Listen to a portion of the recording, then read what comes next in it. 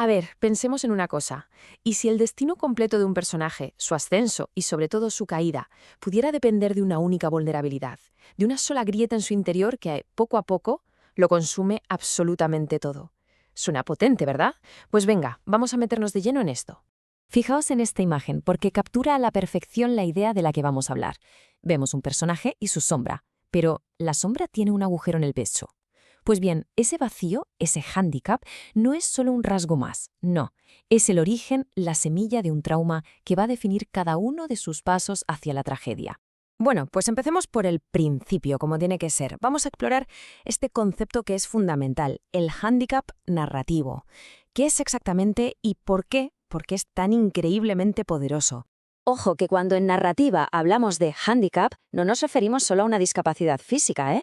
El término es mucho, mucho más amplio. Podría ser una dificultad económica insalvable, una infancia terrible o incluso la marca, el estigma, de un error que se cometió hace años. Es en definitiva cualquier cosa que ponga al personaje en una desventaja de base. Y aquí está la clave de todo. La función principal de este hándicap no es simplemente ponerle un obstáculo en el camino. No. Su verdadero propósito es ser la fuente de una herida psicológica profundísima. Una herida que parece que nunca va a sanar y que al final se convierte en el verdadero motor de todo el conflicto interno del personaje.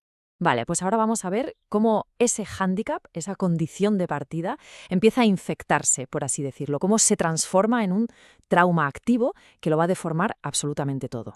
Lo que me parece súper interesante de esta diapositiva es cómo nos muestra ese primer choque, ¿no? Por un lado está el personaje, con su realidad, y por el otro, el mundo. El mundo que representa lo normal, ese estándar al que nunca, nunca va a poder llegar. Pues bien, esa distancia, esa brecha que no se puede cerrar, es justo ahí donde nace el trauma, en el hecho de darse cuenta día tras día de que es diferente. Hay que imaginar el peso que supone eso a diario.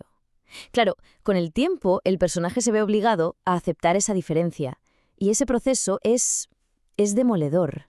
De ahí es de donde surge esa mentalidad de víctima, esa sensación de que el mundo está en tu contra y, peor aún, una duda interna que lo corroe todo por dentro, una duda sobre su propio valor. Y todo esto, claro, nos lleva al meollo de la cuestión, a una especie de efecto dominó psicológico, una cadena de pasos que arrastra al personaje, de forma casi inevitable, hacia su propia destrucción. A ver, fijémonos bien en esta progresión que es brutal. Todo arranca con las emociones negativas que provoca el hándicap, la frustración, la rabia, la tristeza. Con el tiempo, estos sentimientos no se van, no, se cristalizan, se endurecen, hasta formar un prejuicio, una visión totalmente distorsionada del mundo y de sí mismo. Y claro, este prejuicio nubla por completo su juicio, le impide pensar con claridad. Y esto nos lleva de cabeza al siguiente paso. Empieza a tomar decisiones que desde su punto de vista parecen lógicas, pero que en realidad le llevan directo a la catástrofe. Al final, ahogado en ansiedad y en un autodesprecio terrible, llega la ruina. Así que el punto más importante es este. La tragedia no es algo que viene de fuera, no es el destino ni la mala suerte, es la consecuencia directa de esa espiral interna. El personaje se convierte literalmente en el arquitecto de su propia caída.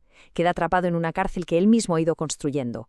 De acuerdo, hemos desglosado toda la psicología del personaje, pero ¿por qué es esto tan importante para alguien que escribe?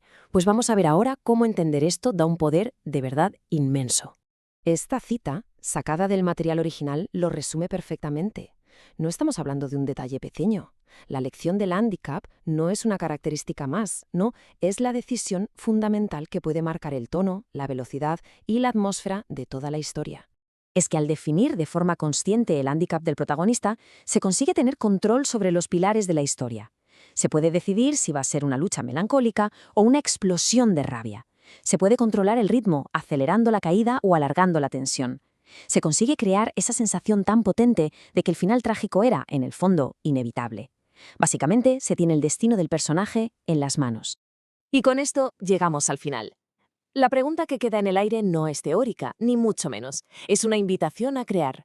Hay que pensar en ello. Esa única debilidad, esa herida fundamental, ¿cuál va a ser la que ponga en marcha la inevitable y fascinante tragedia del próximo gran protagonista?